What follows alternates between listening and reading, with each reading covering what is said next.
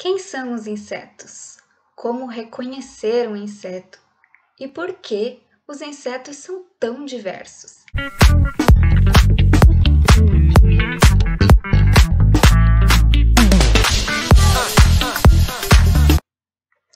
Olá a todos, mais uma aula.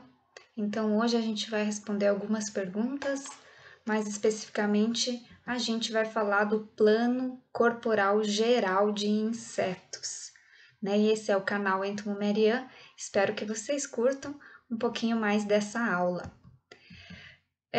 Para começar, gostaria de deixar essa frase de Martin Hess que fala que o que torna as coisas variáveis é o seu grau de complexidade e não o seu tamanho.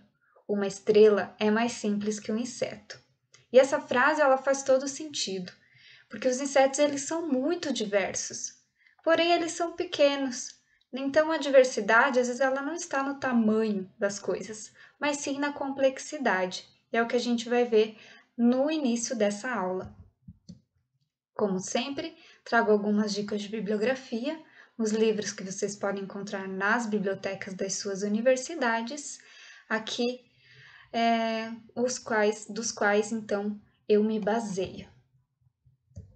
Para iniciar então um pouquinho, eu trago essa figura de Grimaldi Engel mostrando um gráfico, esquematizado de toda a biodiversidade. Então, nesse gráfico, a gente tem vírus, plantas, bactérias, outros animais e uma grande fatia, a maior fatia de todo esse gráfico, compreende os artrópodes. São os animais que têm pernas articuladas. Isso vai incluir aranhas, vai incluir crustáceos e os insetos, que ainda dentro desse gráfico, dessa fatia azul de artrópodes, os insetos têm a grande parte, a maior parte. Então, estima-se que existem mais de 1 milhão de espécies de insetos, aproximadamente 900 a 1 milhão já foram descritas, e existe uma discussão muito grande sobre isso, que pode ser que o número de insetos, de espécies de insetos, seja ainda muito maior e não foi descoberto, mas mesmo assim a gente conhece, a gente sabe que os insetos ocupam a maior parte da biodiversidade do planeta. Mas o que pode ter levado à megadiversidade dos insetos, o sucesso evolutivo deles? Então, existe também uma discussão sobre isso, mas muitos autores convergem para algumas hipóteses. Então, a presença de exoesqueleto, o tamanho pequeno, a presença de asas, as relações ecológicas, principalmente com angiospermas, a presença de metamorfose, a capacidade reprodutiva e a socialidade de alguns insetos pode ter levado, então, à sua megadiversidade, ao seu sucesso evolutivo. Falando um pouquinho de exoesqueleto, é só a gente pensar no Homem de Ferro. Por que o Homem de Ferro ele está sempre protegido, ele consegue lutar e nunca se machuca? Porque ele tem, então, toda essa estrutura externa ao corpo que lhe confere proteção. Os insetos, eles são assim. Eles possuem uma cutícula, que é uma camada externa de esqueleto, um exoesqueleto, que confere, além de uma proteção, também muita força, flexibilidade, defesas diversas, prevenção contra a perda d'água e ainda comunicação. Então, esse pode ter sido um dos fatores que favoreceu o sucesso evolutivo dos insetos. Além disso, se a gente for pensar em tamanho dos insetos, mesmo que existam alguns insetos bem grandes, num geral, em comparação com os outros seres vivos, os insetos ainda são bem pequenos. Aqui alguns casos extremos, mosquinhas de menos de 0,17 milímetros e besouros, bichos-pau, do tamanho de uma mão humana. Mas mesmo assim, o tamanho é pequeno, né? E esse tamanho pequeno faz com que os insetos consigam fugir de predadores, se esconder em lugares diversos e ocupar diferentes ambientes. Além disso, a presença de asas pode ter favorecido o sucesso evolutivo dos insetos, porque pensa, o que você faria se você tivesse asas? Voaria, obviamente. Para quê? Para alcançar novos ambientes, para chegar, né, em diferentes lugares, mas também para fugir de predadores, de perigos diversos, de condições climáticas adversas. E as asas também favorecem o reconhecimento do espaço. Né? Imagina um inseto que se alimenta de néctar de flor.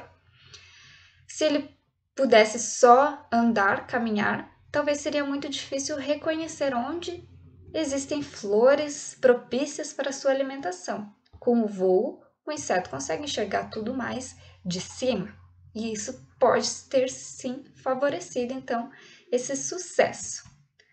Alguns casos especiais também falam que insetos conseguem voar a distâncias muito altas, por exemplo, algumas borboletas, algumas abelhas, alguns besouros conseguem voar mais de 1 quilômetro para acima, isso é muito alto, né? E também alguns insetos conseguem voar de forma muito rápida. Basta você pensar num pernilongo quando você está super nervoso ali querendo matar aquele pernilongo e ele sai voando rapidinho. Né? Algumas mariposas conseguem voar até 54 km por hora, algumas libélulas, abelhas passam dos 100 km por hora, isso é muito rápido. Se a gente for pensar em metamorfose, que é o que? A mudança, né, que ocorre em alguns insetos, na grande maioria, a metamorfose ela favorece também a fuga contra predadores, reduz a competição intraespecífica e aumenta a sobrevivência a condições climáticas, a mudanças ambientais. Qual o principal disso tudo?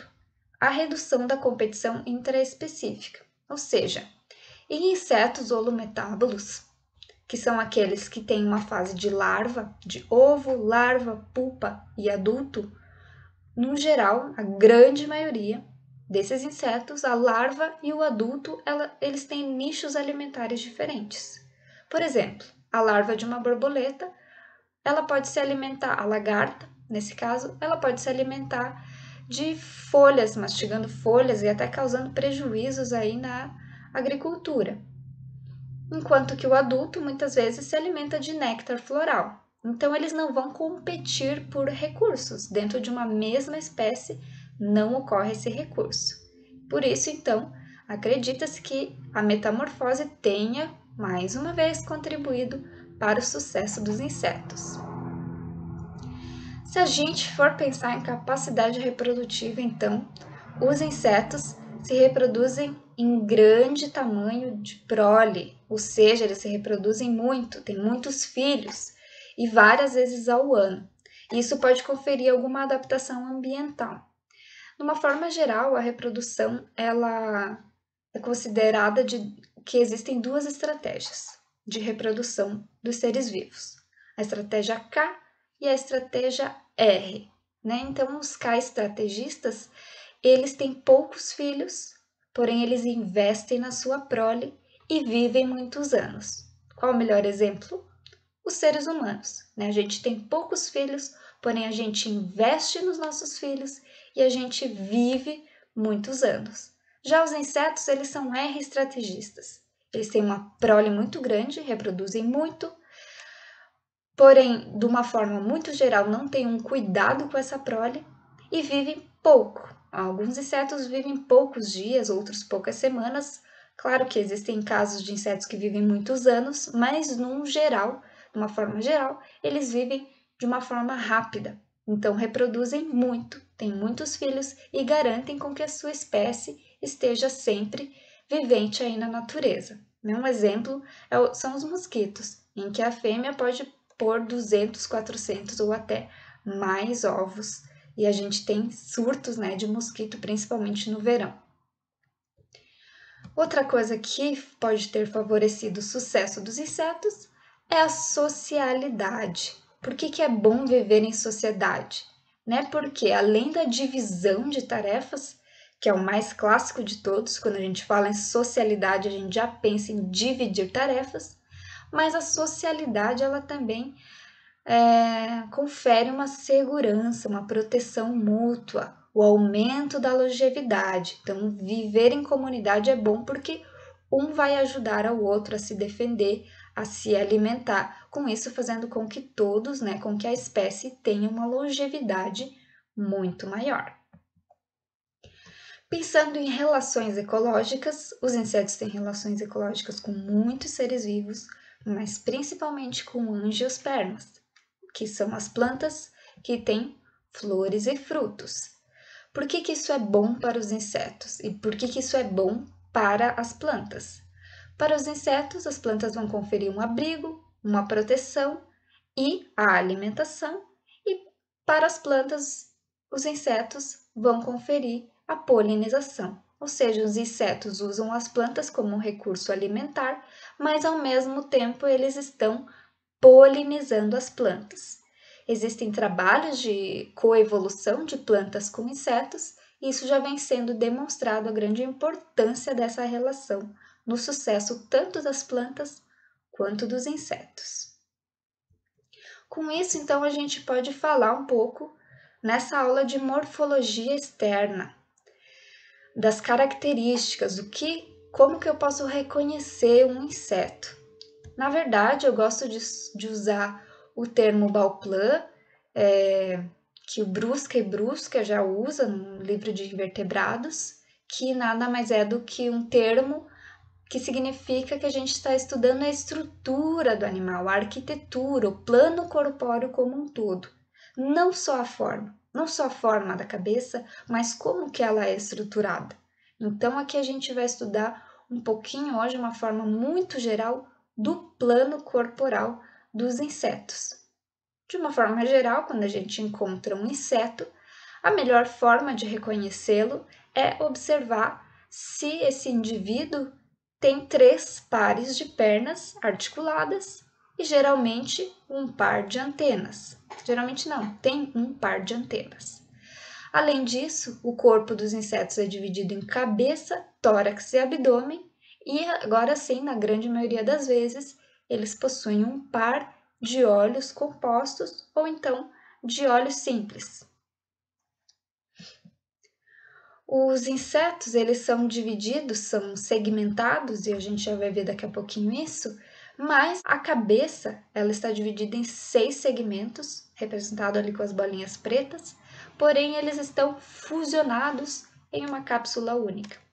O tórax é formado por 3 segmentos, bem visíveis, e o abdômen é formado de 11 segmentos. O primeiro segmento geralmente é muito reduzido, e os segmentos 8 e 9 geralmente são modificados nas estruturas genitais, e o segmento 11 às vezes também é bastante reduzido.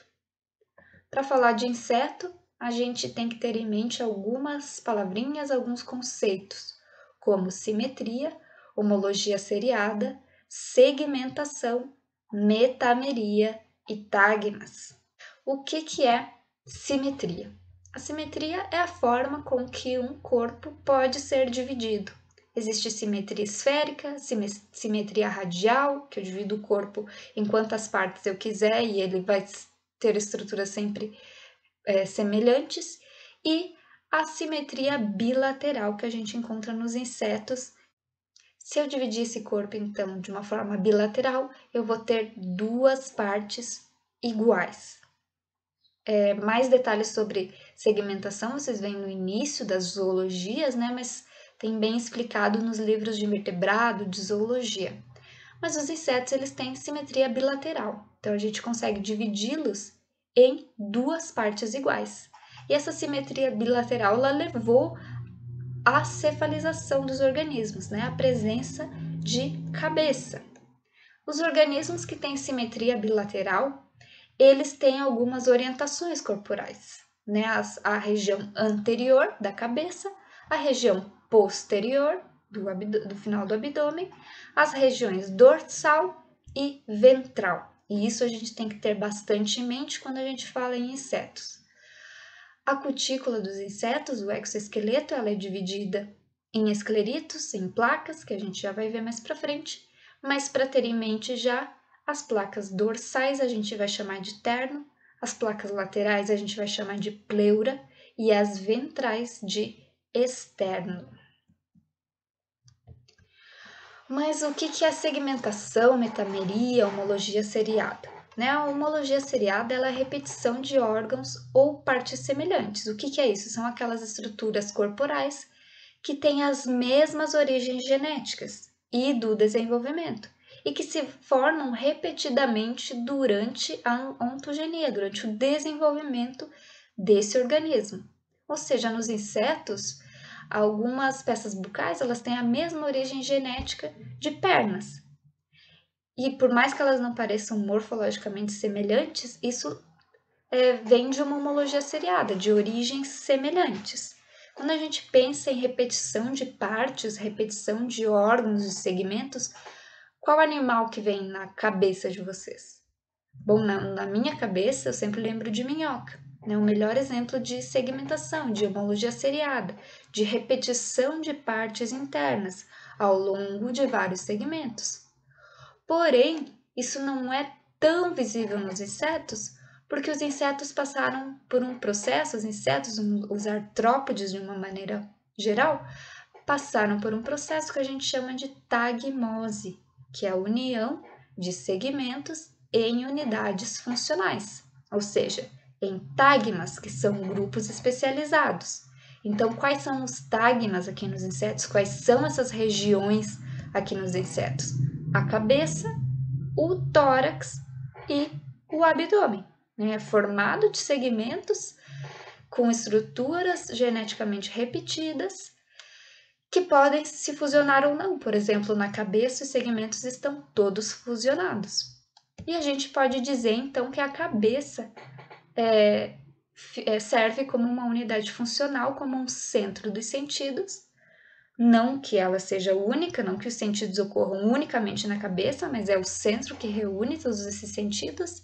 A mesma coisa para o tórax, que é o centro de locomoção, e para o abdômen, que vai ser o nosso centro de reprodução e de nutrição. E antes de falar de cada tagma, um pouquinho sobre exoesqueleto. O que a gente tem que saber de exoesqueleto? Primeiro, a gente tem que ter uma ideia na entomologia de que exoesqueleto não é pele, não é roupinha, não é casquinha, apesar de a gente usar esses termos, às vezes, de uma maneira muito geral. Obviamente, eu também uso, às vezes, para explicar para a família, para amigos que não são da área, isso é super válido.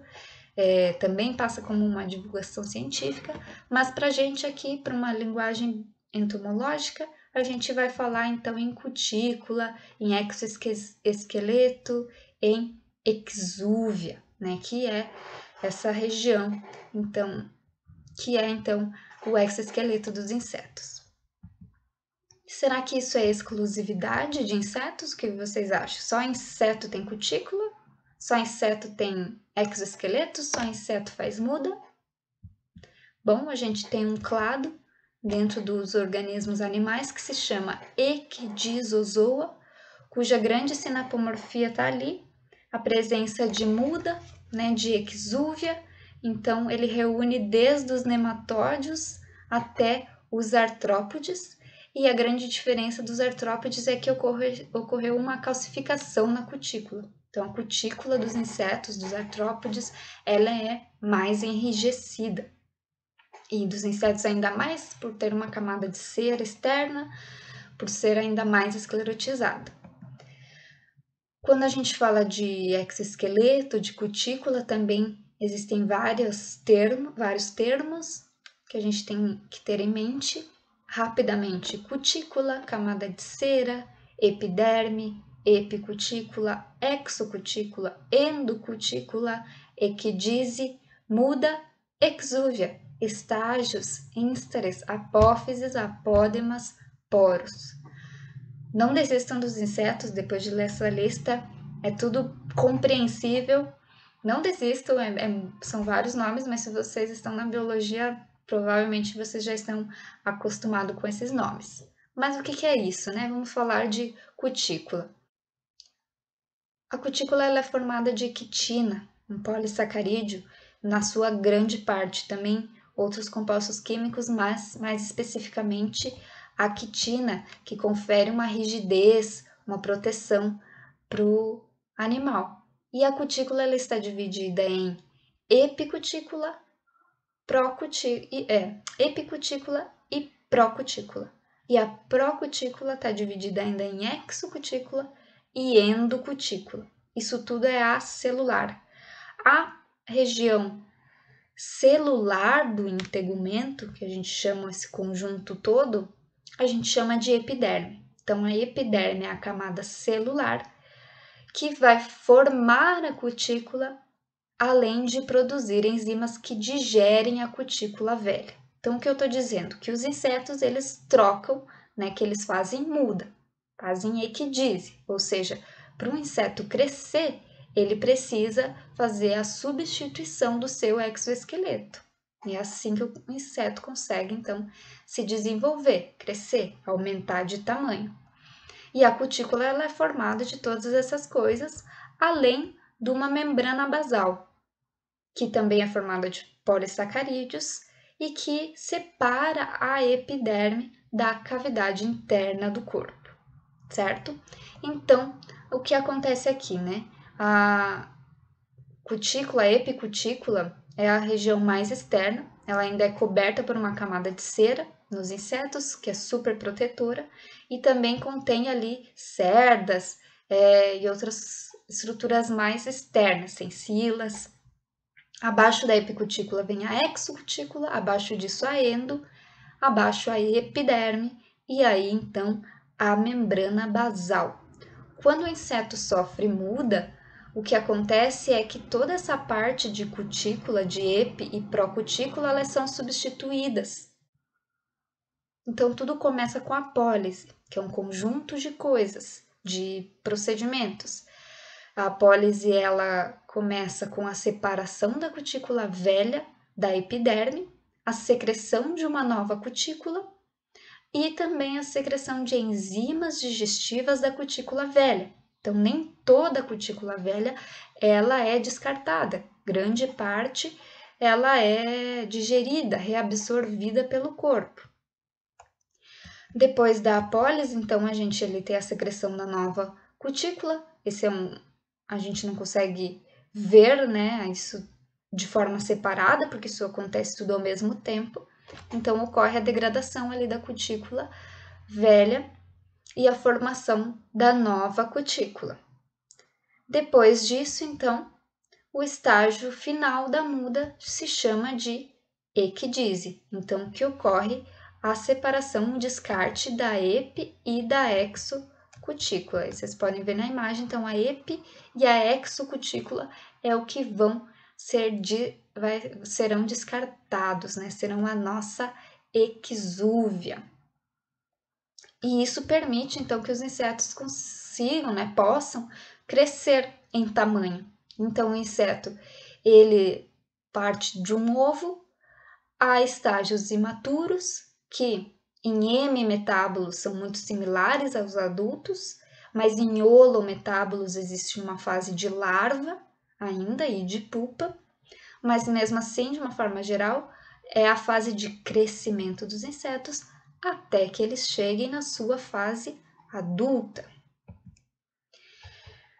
Num esquema muito rápido, então, a gente chama de instares, essas fases imaturas, esses estágios imaturos dos insetos, e estágio de pupa e estágio de adulto, né? Então, o inseto vai do ovo, sofrendo crescimentos e equidises, passando por diferentes estágios que a gente consegue reconhecer quando imaturos como instares, e então chegando ao estágio adulto.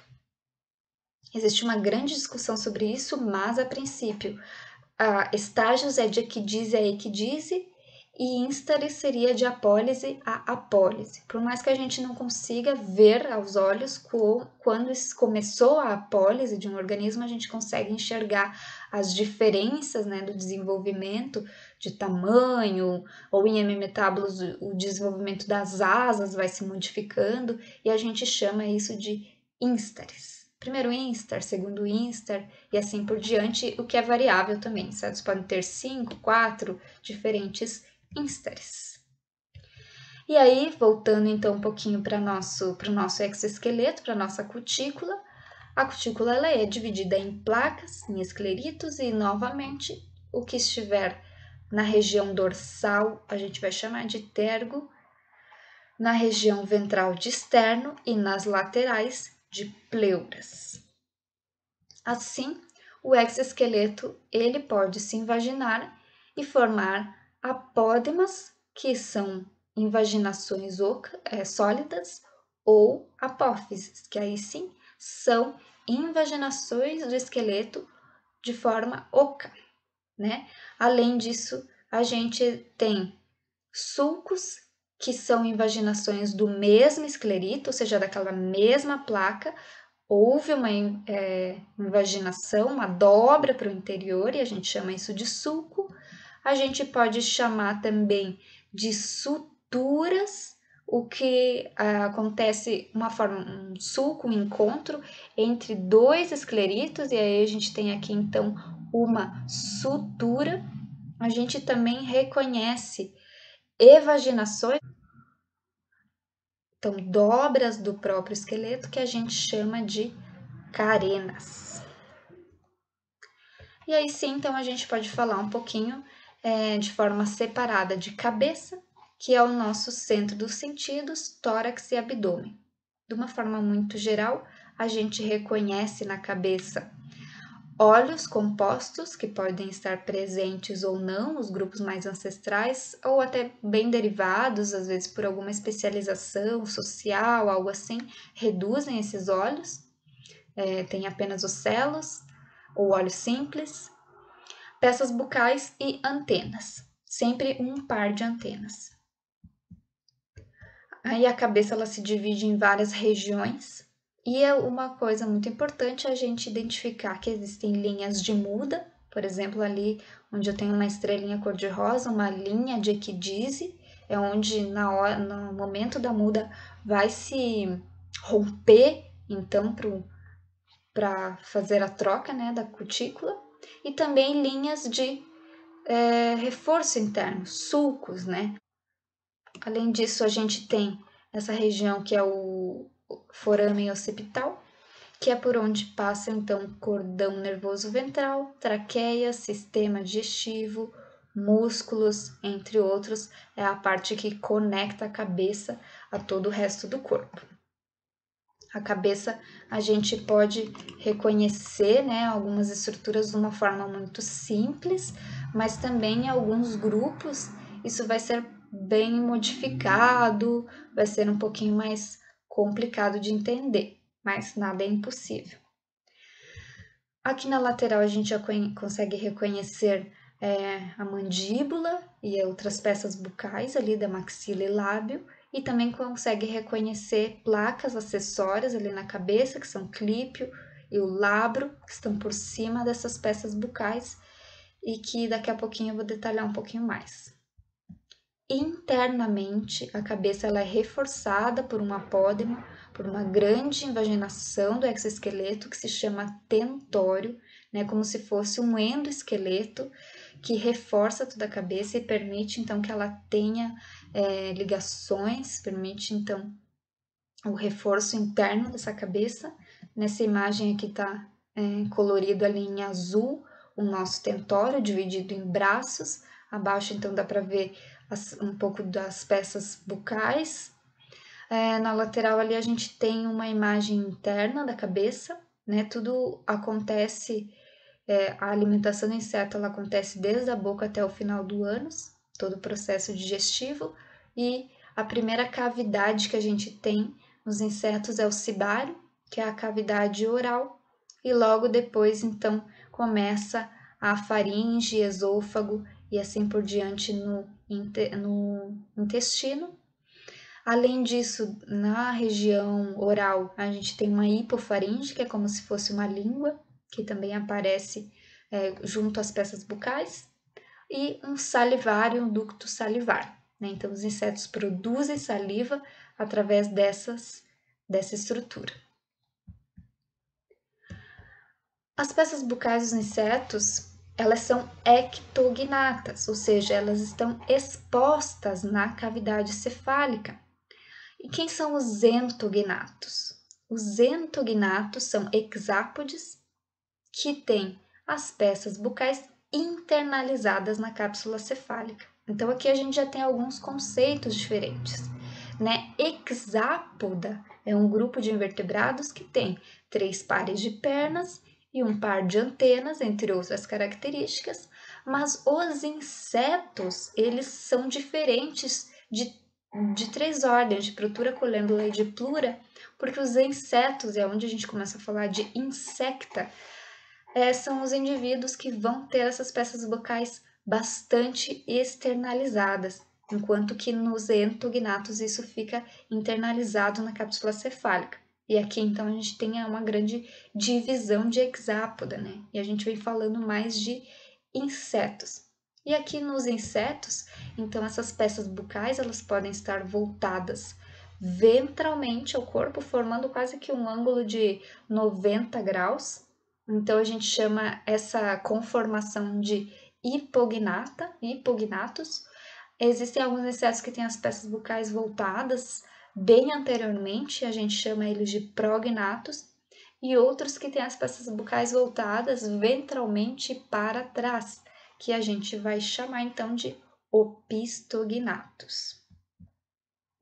As peças bucais, de uma forma geral, elas podem ser mastigadoras ou sugadoras. E os sugadores, eles podem ser picadores, sugadores, apenas sugadores ou então lambedores. De uma forma, um padrão, né, que a gente estuda, vem dos ortopteroides, que tem essa conformação de peças bucais, mas as peças bucais ou peças orais, elas se modificam muito, né, dependendo do grupo, mas de uma forma geral, existem 3 pares de apêndices orais, que são mandíbula, maxila e lábio, que são homólogos às antenas e às pernas torácicas. Então, aí a ideia de homologia seriada. Então, aqui a gente tem mandíbula ali colorida em vermelho, maxila em azul, em verde, e a gente tem o lábio ali colorido em roxinho, em lilás. Se a gente dissecar um inseto, abrir essas peças bucais todas, é essa conformação que a gente vai encontrar. Então, o lábio é uma estrutura única, né? Provavelmente se fundiu ao longo da evolução, porque tem um par de palpos labiais. As maxilas são pares e também possuem um par de palpos maxilares. A hipofaringe, que é uma estrutura como se fosse uma língua, está ali internalizada. As mandíbulas são pares e não têm palpos. E o labro, que é uma peça, né, móvel sobre todas essas peças bucais. Os palpos, eles servem para ajudar a manter o alimento no lugar. Também tem alguma função sensorial, né? Existem sensilas nos palpos e as mandíbulas, isso de uma forma muito geral, elas cortam o alimento, né? Processam o alimento antes da ingestão. Mandíbulas, elas estão presas por pontos de articulação. Então, uma mandíbula que ela está presa apenas por um ponto de articulação, ela consegue fazer um movimento muito mais amplo do que uma mandíbula que estará presa por 2 pontos de articulação, né? Então, uma mandíbula que está presa por 2 pontos de articulação, ela não vai conseguir fazer um movimento para frente, né? Porque um dos pontos vai prender. O único movimento que ela vai conseguir fazer é esse, né? O movimento de mastigação. E isso confere, então, um pouco mais de força para essas mandíbulas, né? Essas mandíbulas têm 2 pontos de articulação e são mais fortes, né? Isso a gente chama de mandíbulas dicondílicas. e as mandíbulas monocondílicas são aquelas que estão presas apenas por um ponto de articulação. As maxilas, elas são divididas também em algumas regiões. As regiões mais proximais a gente chama de cardo e estipe, e as regiões mais distais a gente chama de lacínia e galha, e também aí a presença de palpos. Isso é importante a gente reconhecer essas estruturas, porque em alguns insetos isso vai estar bastante modificado depois. O lábio, ele é dividido em um pré-mento e um pós-mento, e o pós-mento é dividido em submento e mento. E na região, então, mais apical, a gente também tem glossa e paraglossa. São as divisões do lábio. Isso tudo preso por musculatura, todas essas peças orais, né? E bastante diversas, né? Dependendo da ordem, dependendo do grupo, a gente vai ter uma diversidade muito grande. Então, no centro, ali na letra A dessa figura, a gente tem o padrão ortopteroide, um padrão mais básico, de mandíbulas, maxilas, lábio, mas como isso pode ser modificado. Então, ali na letra C, a gente tem uma borboleta ou mariposa, em que essas peças orais, muitas delas foram reduzidas e restou ali a maxila como um tubo bem alongado, formando uma probóscide. Né? Ali nesse caso ainda são as galhas das maxilas que se alongaram, formando um tubo de sucção, né? Que a gente chama de probóscide. Ela se enrola quando em repouso e se estica quando em uso. Outros insetos também tiveram essas peças orais alongadas e modificadas em estiletes, que formam também tubos de sucção. Né? A gente pode ver ali na letra B que o lábio está no centro, bastante alongado, as maxilas também e as mandíbulas em volta, então formando todo um canal de sucção. E na letra D, a mesma coisa, porém alguns estiletes um pouco mais modificados, mais alongados, até o lábio ali se alonga, formando um estilete, formando todo um aparato sugador. A minha intenção é trazer uma aula só sobre peças bucais, que é um conteúdo fantástico, assim, de observar como que isso modifica. Mas, de uma maneira geral, é isso, né? A gente pode ter essa noção de aparelhos diferentes e de que as estruturas, elas podem ser modificadas.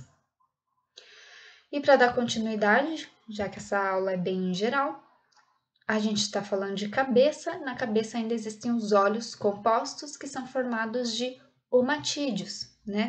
É cada pecinha dessas, então a gente chama de omatídeo. Eles são pequenos, achatados, em espécies diurnas e são mais grossos e convexos em espécies que são ativas com baixa luminosidade, né? Geralmente nos noturnos.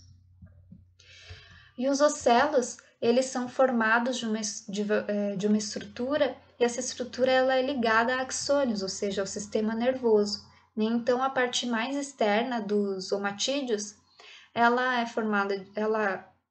formada de uma lente, que constitui-se de uma córnea, de um cone cristalino, e de uma estrutura alongada, onde a gente tem um rabidoma e fotorreceptores.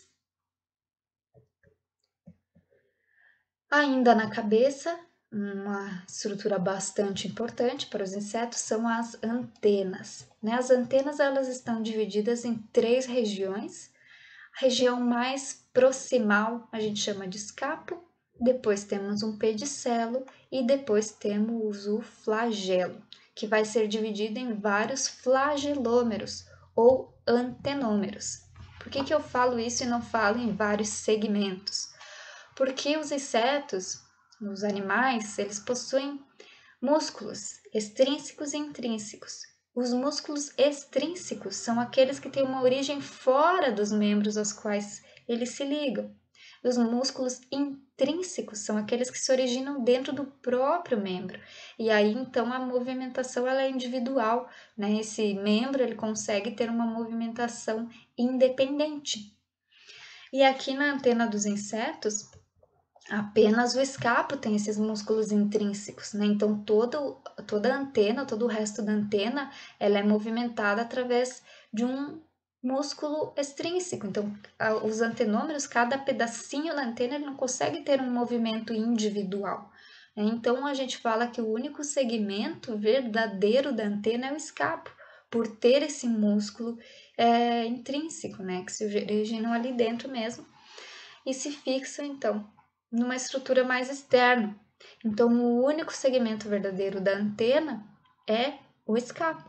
Então, se eu perguntar para você, se você trabalha com inseto, quantos segmentos de antena tem o inseto que você trabalha, você vai me dizer um, né? Um. Mas quantos antenômeros? Aí isso é bem variável. 5, 12, 20, não sei. Isso é bem variável. E as antenas, elas têm funções, né? Funções bem específicas e bem importantes. Funções táteis, funções olfativas, funções auditivas, função até prensora. E isso tudo pode se dar pela presença de cerdas e sensilas sensoriais. Então, a antena é quase que vários órgãos juntos, né? Os insetos sentem, tateiam as coisas com as antenas também, sentem cheiro, conseguem perceber sons com essas antenas. Então, são estruturas sensoriais incríveis, né? Sensacionais e que variam muito. Dependendo da conformação dos flagelômeros, essa antena ela pode ter formas muito diferentes, né, que variam ali de aristada, lamelada, serrada, flabelada, moniliforme, cetáceo, geniculada, plumosa, pectinada, clavada, estilada. E eu nem sei se eu trouxe todos aqui, né? Isso tem bem ilustrado nesses livros de base de entomologia. Então, vocês podem passar lá depois dar uma olhadinha. E isso pode variar dentro de um mesmo grupo. Por exemplo, os besouros, eles podem ter diversos tipos de antena, né? Eles fazem parte de uma ordem só, mas podem ter diversos tipos de antena. E muitas vezes a conformação, esse tipo de antena é usado em chaves de identificação. Então, lá no passo da chave vai ter a antena é lamelada, segue para o passo tal, a antena é moniliforme. Então, é importante a gente reconhecer esses tipos de antenas. Partindo um pouco para o tórax, que vai ser o nosso centro de locomoção. Por que centro de locomoção? Porque é onde se inserem as pernas e asas. Como é que os insetos se locomovem? Ou eles andam, ou eles saltam, ou eles voam, não é mesmo? E o tórax, como eu já falei, ele é dividido em 3 segmentos. Então, a gente vai chamar o segmento mais anterior de protórax, o segmento médio de mesotórax e o segmento mais posterior de metatórax. Lembrando de novo, né, que a gente chama as placas dorsais de tergo e ventrais de externo e lateral de pleura, no tórax a gente geralmente chama as placas dorsais de noto. Então, pronoto, mesonoto e metanoto são as placas dorsais do tórax. No meso e no metatórax, ou seja, na região média e mais posterior, é onde se inserem as asas. A gente chama esse conjunto de meso e meta de pterotórax, pteros, que vem de asas. E também são as regiões onde ficam espiráculos para respiração. Esse esqueminha, ele traz então que o tórax ele pode ser dividido ainda em diversas outras partezinhas, outras regiões. Por exemplo, o tergo ou noto ele pode ser dividido ainda em pré-escuto, escuto, escutelo, pós-escutelo. A pleura pode ser dividida em episterno e epímero. E o externo também ele pode ser dividido em diversas regiões. Isso é bem variável dependendo do grupo em que você está estudando.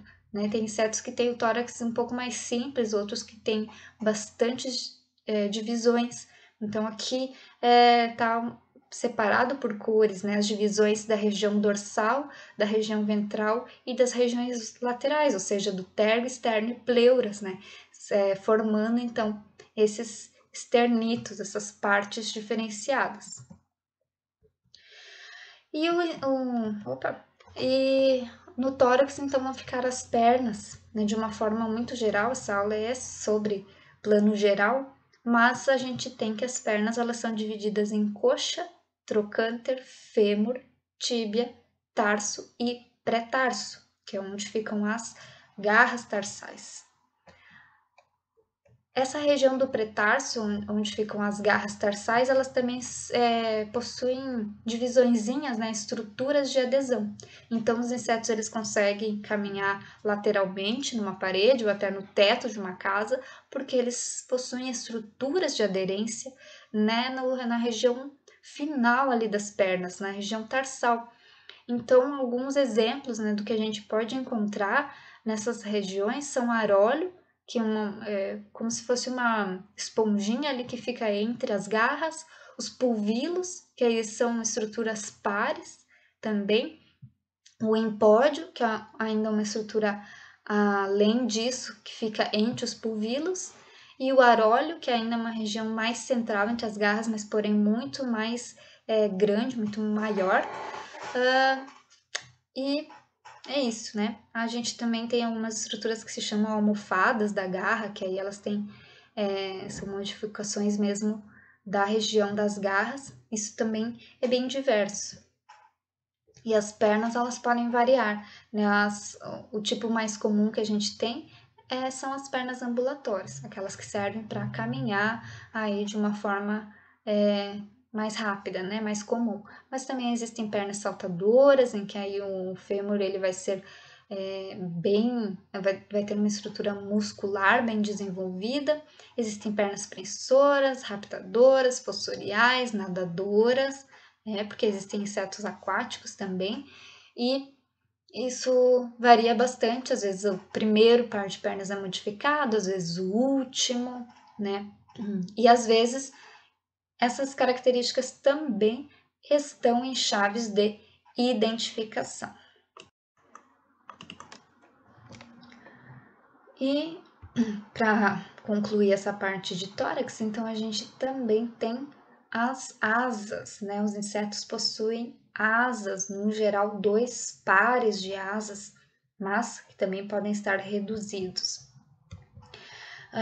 Dentro de insetos, nem todos eles têm asas, né? Alguns grupos não têm, mas os insetos que têm asas, eles estão concentrados num grande grupo, né? Que a gente chama de pterigota. Os pterigotos possuem asas, né? E a presença de asas é uma sinapomorfia desse grupo. Então, as asas, elas são formadas de veias, né, que carregam nervos, traqueia, hemolinfa, e de células, que são os espaços entre as veias. E essas asas, elas podem se dobrar, né? Existem muitas asas que têm linhas de dobra, e então elas podem ser guardadas ali na região do corpo do animal. E por dentro, então, dessas veias passa a hemolinfa, né? Então, quando o inseto precisa voar, ele vai preencher todas essas veias com hemolinfa para, então, dar a rigidez que precisa para a asa. As veias das asas, elas são classificadas, né, em um sistema de terminologia que, de uma forma muito geral, isso também isso também tem uma discussão em alguns grupos, mas de uma forma geral, as asas elas possuem uma região costal, uma região radial, medial, cubital e anal e jugal. E aí essas veias elas vão carregar esses nomes, né? Costal, subcostal, radial, radial 1, 2 e assim por diante. E isso, em alguns grupos, é fundamental o reconhecimento dessas veias, né, de como isso se ramifica na identificação de família, subfamília, às vezes gênero, espécie mesmo, pode ser bastante importante. As asas, de uma forma geral, elas podem ser membranosas, que são asas mais delgadas, mais finas, mais flexíveis, mas também são melhores para o voo, né? Elas são mais leves. Élitros, que são as asas dos besouros, que são bastante rígidas. Na verdade, são só o primeiro par de asas dos besouros, né? O segundo é membranoso. E os élitros, eles protegem, né, o corpo do animal, eles servem como uma cápsula protetora e élitro significa estojo, né, de proteção. é bastante rígido, bastante coriáceo. Depois a gente tem tegminas, que são asas que não são tão rígidas quanto os élitres, mas também não são tão membranosas, elas têm uma estrutura como se fosse uma folha de papel, assim, algo que é maleável, mas também não é tão delgado quanto as membranosas. E a gente tem os hemiélitros, que são as asas dos percevejos, em que a região mais anterior ela é coriácea, né, rígida, e a região mais posterior ela é membranosa. Além disso, em alguns insetos, né, nos dípteros, ou seja, mosca e mosquitos, o segundo par de asas ele está reduzido ao que a gente chama de balancins ou halteres. Essa imagem ela mostra melhor, né? E essa modificação das asas ela serve como um órgão de equilíbrio, de orientação para esses insetos, né? Eles conseguem voar muito bem só com o primeiro par de asas e tem esse segundo par modificados nesse órgão de equilíbrio, né? Alguns experimentos já demonstraram que se cortarmos os halteres desses insetos, eles perdem totalmente a orientação, eles ficam perdidos, não conseguem se guiar para nenhum lugar.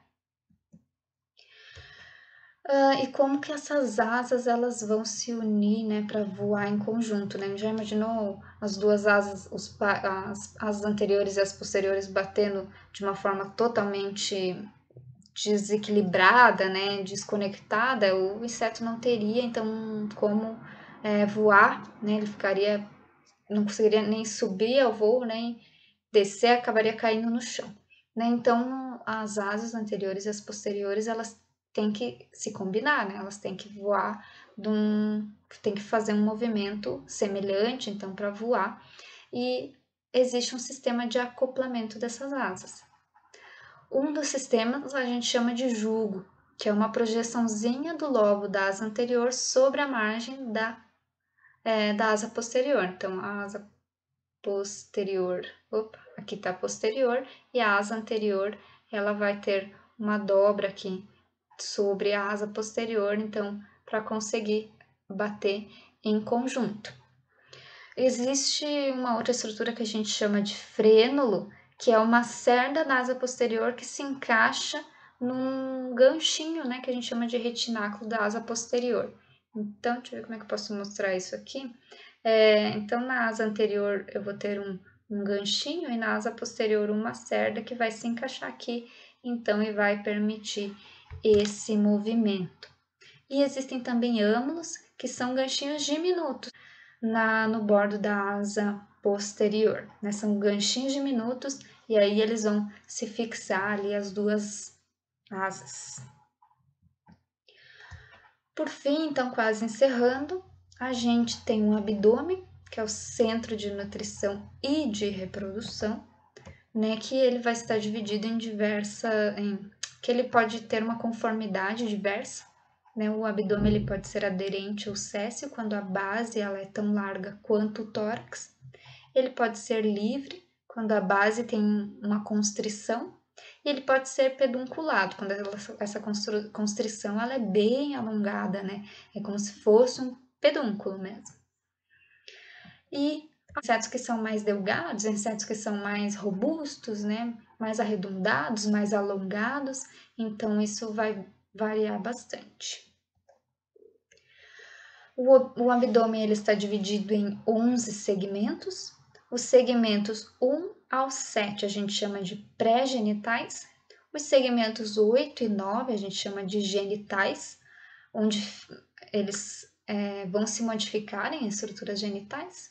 E o 10 e 11 a gente chama de pós-genitais. Muitas vezes são os dois segmentos que vão dar origem ao ânus, ou podem ser, o 11 geralmente pode ser bastante reduzido.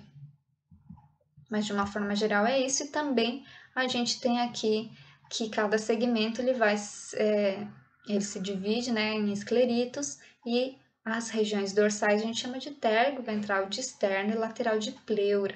Né? E nesse abdômen vão existir espiráculos também para respiração.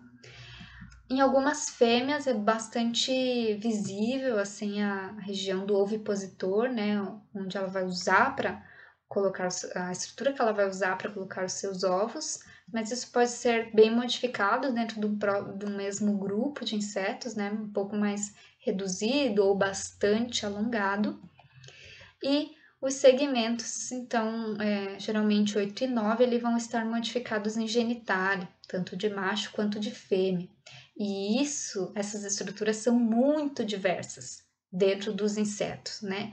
Existem muitas variações de ordem para ordem, dentro de ordens mesmo. Eu também tenho a intenção de trazer uma aula sobre isso aqui, mas para a gente ter uma noção muito geral, né, esses segmentos 8 e 9 ali vão estar modificados em estruturas genitais.